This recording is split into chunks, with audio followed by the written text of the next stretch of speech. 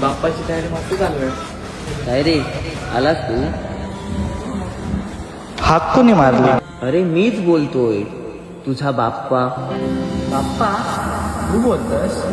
तू येतोस आणि जातोस. मग आज ठरवलं तुझ्या बरोबर गप्पा मारू. पण तू का गप्पा मारशील? तुला तर चॅटिंग करायची सवय ना. मग माझ्या आगमनाची तयारी झाली का? हे बाप्पा तुला यावरती कसलीच कमी नाही पडू देणार. चांगला मंडप केलाय, चांगलं डेकोरेशन केलंय, त्यात चांगली लाइटिंग केली. यावर्षी बघ तुला छाटात आणतो. हो हो, आधीच सांगतोय, डोळ्यांवर फोकस जास्त मारू नकोस. डोळ्यांना त्रास होतो रे.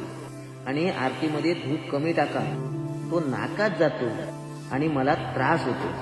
आणि हो, आरती चालू असताना टाळा जरा हळू वाजवा. कानांचा पडदा फाटल्यासारखा वाटतो रे. बाप्पा सॉरी या, यंदा तू सांगितलंस ना तशीच तुझी तयारी. कसलीच टेन्शन नको. मग यंदा काय नियोजन? आमच्यापेक्षा तुला का उत्सुकता? अरे हो, आहेच मी सगळ्यांचा लाडका बाप्पा. पण आता पहिल्यासारखी मज्जा राहिली नाही. आधी कसे सगळे आरती, नैवेद्य, भजन एकत्रच करायचे. पण आत्ताची पोरं माझ्यावर श्रद्धा वाढवायची सोडून माझी उंची आणि किती दिवस याची स्पर्धा लावतात. आरती आणि भजनाच्या वेळी आत्ताची पोरं मोबाईलमध्येच व्यस्त असतात. अरे एवढंच कशाला, माझ्या स्वागताच्या वेळी आणि विसर्जनाच्या वेळी डीजे आणि फटाके लावून या पर्यावरणाचं प्रदूषण सुद्धा करतात. पहिली गंमत होती ती एकत्र कुटुंब, पण आता ते सुद्धा राहिलं नाही.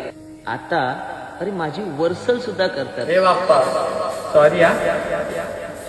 अरे हो, काळाप्रमाणे बदला, पण आपली संस्कृती विसरू नका, ती जपा. हे बाप्पा यावर्षी डीजेनी नाही तर ढोल ताशाने आगमन करतो आणि विसर्जन पण. चल येतो, बोलावलंय. हो हो, चल, मी पण तयारीला लागतो. तथास्तु.